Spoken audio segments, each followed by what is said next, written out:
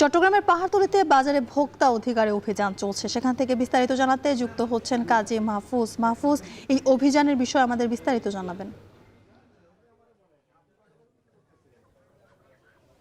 যদিকা রমজানে নিত্যপণ্যের বাজার তদারকিতে প্রতিদিনের মতো আজকেও মাঠে নেমেছে ভোক্তা অধিকার সংরক্ষণ অধিদপ্তর।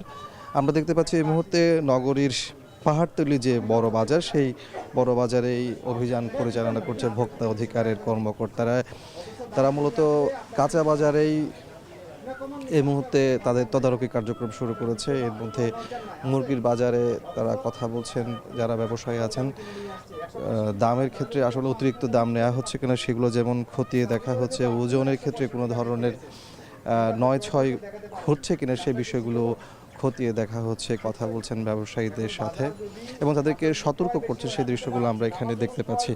আপনি জানেন যে রমজান শুরুর আগে থেকেই চট্টগ্রামের নিত্যপণ্যের বাজারগুলোতে এক ধরনের কৃত্রিম সংকট তৈরির মধ্য দিয়ে পণ্যের দাম বাড়িয়ে দেওয়া হয়।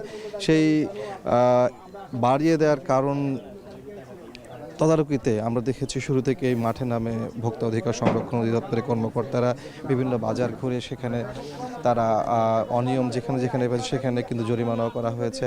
আজকে তারা মাছ মাংসের বাজারে অভিযান পরিচালনা করছে। আমরা দেখতে পাচ্ছি আজকের বাজারে ব্রয়লার মুরগি যেখানে বিক্রি হচ্ছে 180 টাকা, কিন্তু আমরা দেখেছি রমজানের এক সপ্তাহ আগেও কিন্তু 150 থেকে 55 টাকায় বিক্রি হয়েছিল।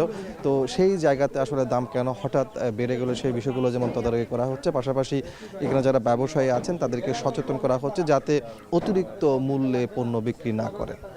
জ্যোতিকা, চট্টগ্রামের পাহাড়তলীতে বাজারে ভোক্তা অধিকারের অভিযান চলছে, সে খবর জানাচ্ছিলেন কাজী মাহফুজ।